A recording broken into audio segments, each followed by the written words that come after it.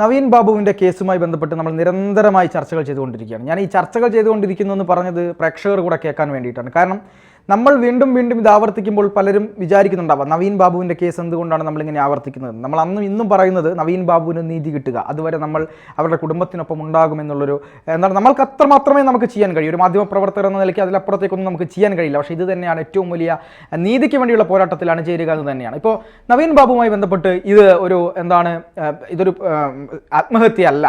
ഈ ആത്മഹത്യയുമായി ബന്ധപ്പെട്ട് ആത്മഹത്യയിലേക്ക് നയിക്കുന്ന സാഹചര്യങ്ങളും മറ്റു കാര്യങ്ങളും ഒക്കെ നോക്കുമ്പോൾ ഇതൊരു ആത്മഹത്യ അല്ലെന്നും ഇതിൻ്റെ പശ്ചാത്തലങ്ങളും സാഹചര്യ തെളിവുകളും മറ്റു കാര്യങ്ങളും ഒക്കെ വിരൽ ചൂണ്ടുന്നത് ഒരു കൊലപാതകത്തിലേക്കൊക്കെ ആണോ എന്നും കുടുംബത്തിന് വരെ സംശയം വന്ന ഒരു സാഹചര്യമുണ്ട്. അത്തരത്തിൽ അവർ പ്രതികരിച്ചു എന്നാണ് മനസ്സിലാക്കുന്നത്. യഥാർത്ഥത്തിൽ എന്തായിരിക്കാം നവീൻ ബാബുവിന് പറ്റിയത്? പാർത്തൻ, ഇവിടെ കുടുംബം ഏറ്റവും പ്രധാനപ്പെട്ടതായി കഴിഞ്ഞ ദിവസം ആരോപിച്ചത് തങ്ങൾക്ക് സംശയമുണ്ട്. കളക്ടറുടെ കാര്യത്തിലും തങ്ങൾക്ക് സംശയമുണ്ട്, മരണത്തിലും തങ്ങൾക്ക് സംശയമുണ്ട്. കാരണം പോസ്റ്റ്മോർട്ടം റിപ്പോർട്ട് ഇതുവരെ തങ്ങളുടെ കയ്യിൽ കിട്ടിയിട്ടില്ല. മാത്രമല്ല കുടുംബാംഗങ്ങൾ വരുന്നതിന് മുൻപ് തന്നെ ഇൻക്വസ്റ്റ് നടപടികൾ പൂർത്തിയാക്കി മൃതദേഹം പോസ്റ്റ്മോർട്ടത്തിനാക്കി പരിയാരം മെഡിക്കൽ കോളേജിൽ അയച്ചു. ഇതാണ് കുടുംബം ആരോപിക്കുന്നത്. ഇതിൽ സംശയം ഞങ്ങൾക്കുണ്ട്. കാരണം ഇനി ഒരു റീപോസ്റ്റ്മോർട്ടം നടക്കില്ല. അവരുടെ ആചാരപ്രകാരം മൃതദേഹം ദഹിപ്പിച്ചു കഴിഞ്ഞു എന്നുള്ളതാണ്.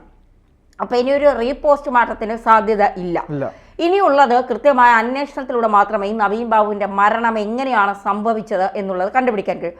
നിർഭാഗ്യവശാൽ CPM ഭരിക്കുന്ന ആഭ്യന്തര മുഖ്യമന്ത്രിയുടെ കയ്യിലുള്ളതും പി ശശി പൊളിറ്റിക്കൽ സെക്രട്ടറിയായിട്ട് ഇരിക്കുന്ന നമ്മുടെ സംസ്ഥാനത്ത് കണ്ണൂരിലെ പോലീസിന്റെ കൈകൾ കെട്ടിയിട്ടിരിക്കുകയാണ്. 6 അംഗ അന്വേഷണ സംഘമൊന്നും വന്നാലൊന്നും ഈ കേസ് അന്വേഷിച്ച് സത്യസന്ധമായ നീതി നവീൻ ബാബുവിന്റെ കുടുംബത്തിന് കിട്ടില്ല. അതുകൊണ്ട് തന്നെ നവീൻ ബാബുവിന്റെ കുടുംബത്തിലേക്ക് CBI അന്വേഷണം ആവശ്യമാണ് എന്നുള്ള തരത്തിൽ പലരും നവീൻ ബാബുവിന്റെ ഭാര്യയുമായി സംസാരിക്കുന്നുണ്ട്. CBI അന്വേഷണം ആവശ്യപ്പെട്ടുകൊണ്ട് അല്ലെങ്കിൽ അത് ആവശ്യപ്പെടാൻ വേണ്ടിയാണ് തഹസിൽദാർ തസ്തികയിൽ നിന്ന് മാറി സീനിയർ സൂപ്രണ്ട് തസ്തികയിലേക്ക്. കാരണം തഹസിൽദാർ തസ്തികയിൽ ഇരുന്നാൽ സർക്കാരുമായി ഇടയേണ്ട ഒരുപാട് അവസരങ്ങൾ വരും. മാത്രമല്ല നിയമപരമായുള്ള പോരാട്ടത്തിനാണ് മഞ്ജുഷ ഇറങ്ങുന്നത്. അത് മഞ്ജുഷയുടെ ജീവനും മക്കളുടെ ജീവനും ആപത്തായി വരും. അപ്പൊ അതുകൊണ്ടാണ് സീനിയർ സൂപ്രണ്ട് തസ്തികയിലേക്ക് തന്നെ മാറ്റണം എന്നുള്ള നിലപാട് അല്ലെങ്കിൽ അപേക്ഷ സർക്കാരിന് മഞ്ജുഷ സമർപ്പിച്ചത്. എന്തായാലും CBI അന്വേഷണം മഞ്ജുഷ ആവശ്യപ്പെടാതിരിക്കാനാണ് ദിവ്യയെ തരം താഴ്ത്തിയതും ദിവ്യക്കെതിരെ അച്ചടക്ക നടപടി സ്വീകരിച്ചതും ദിവ്യയെ ബ്രാഞ്ച് കമ്മിറ്റിയിലേക്ക് മാറ്റിയതും ഒക്കെ.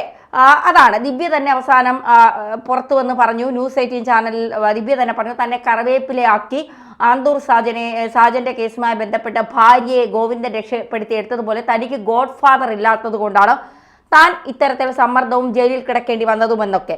പിന്നീട് പാർട്ടി തന്നെ ഇടപെട്ട് ദിവ്യയെ കൊണ്ട് ആ വാക്കുകൾ തിരുത്തിച്ചു. പിറ്റേ ദിവസം 24-ലെ ദീപക് ധർമ്മടത്തെ വെച്ചൊക്കെ നാടകം കളിച്ചതും പ്രഹസനം കളിച്ചതും ഒക്കെ നമ്മളൊക്കെ കണ്ടതാണ്. ഇതൊക്കെ നാട്ടുകാർക്ക് അറിയില്ല എന്നാണ് ഇവരുടെ വിചാരം. അതവിടെ നിൽക്കട്ടെ. ഇന്നലെ ഞാനൊരു വീഡിയോ കണ്ടതിൽ ഒരാള് മഞ്ജുഷയുടെ വീട്ടിൽ പോയി മഞ്ജുഷയുമായി സംസാരിച്ച ഒരാൾ പറയുന്ന ഒരു വീഡിയോ, അതിന്റെ ഫോൺ റെക്കോർഡാണ് ഞാൻ കേട്ടത്. അതിൽ അദ്ദേഹം പറയുന്നത് ഈ യാത്രയപ്പ് ചടങ്ങ് ദിവസം ഒരു വലിയ വാഹനത്തിൽ നവീൻ ബാബുവിനെ കയറ്റിക്കൊണ്ടു പോകുന്നു. നവീൻ ബാബു നടുക്കാണ് ഇരിക്കുന്നത്. 3 പേർ മുന്നിലും 3 പേർ ബാക്കിലുമായി 6 പേരുണ്ടായിരുന്നു. ഡ്രൈവറെ ഉൾപ്പെടെ 7 പേർ ആ വാഹനത്തിൽ ഉണ്ടായിരുന്നു. അവർ നവീൻ ബാബുവിനെ കയറ്റിക്കൊണ്ടു പോയി എന്നാണ് അദ്ദേഹം പറയുന്നത്. അത് എത്രത്തോളം സത്യമുണ്ടെന്നോ ആ പറയുന്ന ആൾ ആരാണെന്നോ ഒന്നും എനിക്കറിയില്ല. അതൊരു ചാനലിലൂടെ പറയുന്നതാണ്. ചാനൽ പ്രമുഖ ചാനലിലൂടെ അല്ല, ഒരു ഓൺലൈൻ മാധ്യമത്തിലൂടെ അദ്ദേഹം പറയുന്ന കാര്യങ്ങളാണ്. എന്തായാലും ഈ വിവരങ്ങളുടെ ഒക്കെ അടിസ്ഥാനത്തിൽ കൂടുതൽ കാര്യങ്ങൾ ഇനിയും പുറത്തു വരേണ്ടതുണ്ട് എന്നുള്ളത് മഞ്ജുഷയ്ക്ക് നന്നായിട്ട് അറിയാം. കാരണം മഞ്ജുഷയുമായി അദ്ദേഹം സംസാരിച്ചു, ഈ കാറിൽ കൊണ്ടുപോയ കാര്യങ്ങളൊക്കെ അദ്ദേഹം കണ്ടു എന്നൊക്കെയാണ് പറയുന്നത്. അപ്പൊ അത് സത്യമാണ് എങ്കിൽ കുടുംബവുമായി ബന്ധപ്പെട്ട് കുടുംബത്തിനോട് ഒരുപാട് കാര്യങ്ങൾ സംസാരിച്ചിട്ടുണ്ട് എന്നൊക്കെയാണ് പറയുന്നത്. അങ്ങനെയാണ് എങ്കിൽ പോലീസ് എന്തുകൊണ്ട് ഇതുവരെ നമ്മൾ ഇങ്ങനെ ഒരു കാറിനെ കുറിച്ചോ ഈ 7 പേരെ കുറിച്ചോ നമ്മൾ കേട്ടിട്ടില്ല. ഈ 7 പേർ വന്നവരാരാണ് എന്ന് നമുക്കറിയില്ല. നവീൻ ബാബുവിനെ എന്തിനാണ് അവർ വാഹനത്തിൽ കയറ്റിക്കൊണ്ട് പോയതെന്നും അറിയില്ല. വൈകിട്ട് 5:30 മുതൽ പിറ്റേന്ന് രാവിലെ 5 മണി വരെ എന്താണ് അദ്ദേഹത്തിന്റെ ജീവിതത്തിൽ സംഭവിച്ചത്, ആ ക്വാർട്ടേഴ്സിൽ സംഭവിച്ചത്? ഷംസുദ്ദീൻ, അതായത് അദ്ദേഹത്തിന്റെ ഡ്രൈവർ ആയിരുന്ന ഷംസുദ്ദീൻ എന്തുകൊണ്ടാണ് ആ തുറന്നിട്ട വീടിനകത്തേക്ക് കയറാൻ ഭയപ്പെട്ടത്? ഗൺമാനെയും തൊട്ടപ്പുറത്തെ ക്വാർട്ടേഴ്സിലെ പിന്നെ അസിസ്റ്റന്റ് എഞ്ചിനീയറെയും വിളിച്ചുകൊണ്ട് വന്നിട്ട് എന്തിനാണ് കയറിയത്? അങ്ങനെ ഒരുപാട് ചോദ്യങ്ങൾ നമുക്ക് മുന്നിലുണ്ട്.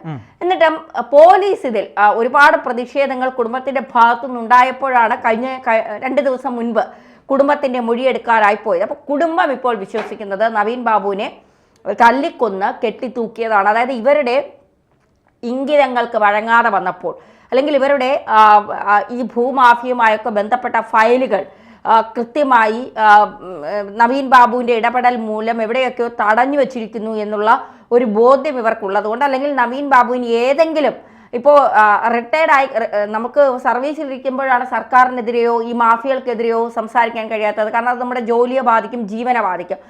സർവീസിൽ നിന്ന് പിരിഞ്ഞാൽ ജോലിയെ ബാധിക്കില്ല എന്നുള്ളൊരു ജീവനെപ്പോൾ വേണമെങ്കിലും ഇവർക്കെടുക്കാം. കാരണം ഇന്നോവയും 52 വെട്ടുന്നവരൊക്കെയാണ്. അതുകൊണ്ട് ഇവർക്ക് എന്ത് വേണമെങ്കിലും ആരെ എപ്പോൾ വേണമെങ്കിലും ചെയ്യാം. അതുകൊണ്ട് ആരെയും ഒന്നും ചെയ്യില്ല എന്നുള്ള ഇതല്ല പറയുന്നത്. പക്ഷേ 7 മാസം കൂടി നവീൻ ബാബുവിൻ്റെ ജോലിയിൽ വിരമിക്കാനുള്ള സമയമുള്ളൂ. ഈ 7 മാസം കഴിയുമ്പോൾ എന്തെങ്കിലും നവീൻ ബാബു തുറന്ന് പറയുമോ?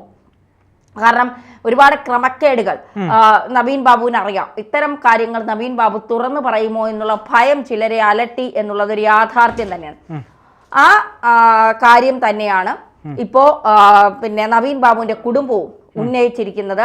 ആ ഉന്നയിച്ച കാര്യങ്ങൾ തന്നെയാണ് ഇപ്പോ ഒരു CBI അന്വേഷണത്തിലേക്ക് ഇത് ചെന്നെത്തുമോ എന്നുള്ളത് നമ്മൾ നോക്കിക്കാണേണ്ടത്. എന്തായാലും ഈ ഒരു വിഷയവുമായി ബന്ധപ്പെട്ട് നവീൻ ബാബുവിന്റെ ഭാര്യയെ കാണാൻ നമ്മുടെ ഗോവിന്ദൻ മാസ്റ്റർ ഉൾപ്പെടെയുള്ളവർ പോയിട്ട് ഞങ്ങൾ നിങ്ങളോടൊപ്പം തന്നെയുണ്ട്, പാർട്ടി നിങ്ങളോടൊപ്പമാണ്, പത്തനംതിട്ടയിലെ ജില്ലാ കമ്മിറ്റി നിങ്ങളോടൊപ്പമാണെന്നൊക്കെയാണ് പറഞ്ഞത്.